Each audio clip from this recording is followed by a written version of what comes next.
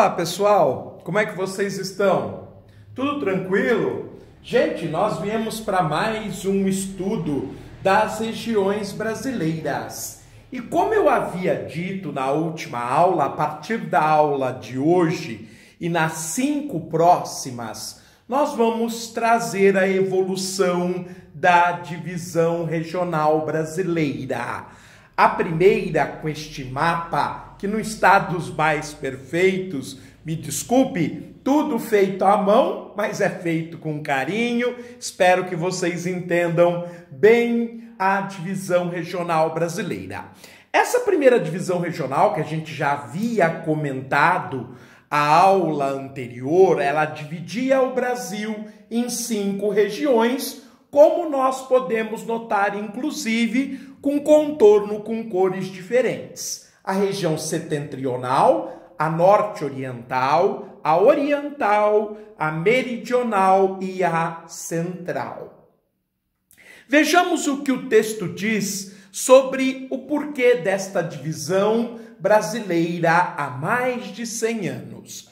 A primeira proposta de divisão regional do Brasil, ela surge em 1913, para ser usada no ensino de geografia, baseada apenas nos aspectos físicos, clima, vegetação e relevo. Note, então, que ela deixa claro a proposta, que era para o ensino de geografia, e o critério, que eram os aspectos da natureza, clima, vegetação e relevo.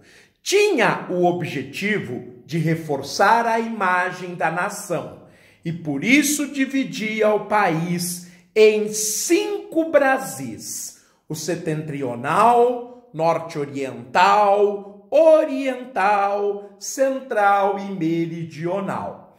Na época, acreditava-se que a divisão regional deveria ser fundamentada em critérios que resistissem à ação do tempo. E como nós sabemos, na duração de uma vida humana, na verdade de várias gerações, os critérios físicos se alteram de maneira muito modesta. Por isso, então, se escolheu o critério de aspecto físico. Vejamos, então, como o Brasil ficou caracterizado no ano de 1913.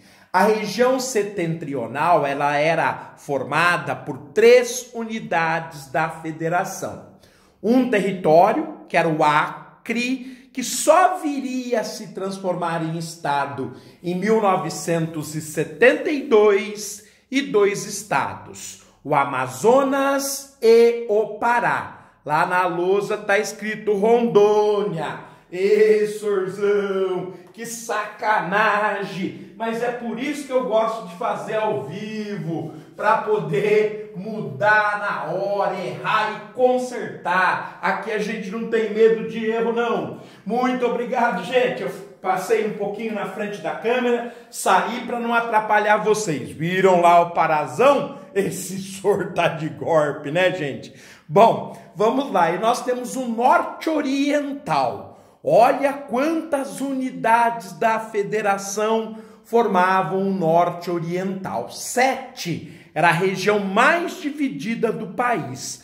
Maranhão, Piauí, Ceará, Rio Grande do Norte, Paraíba, Pernambuco e Alagoas. Pelo mapa você consegue ver, inclusive, as siglas de cada unidade da federação. Vejam a região oriental. Ela era formada por 5 unidades da federação: Sergipe, Bahia, Minas Gerais, Espírito Santo e o Rio de Janeiro.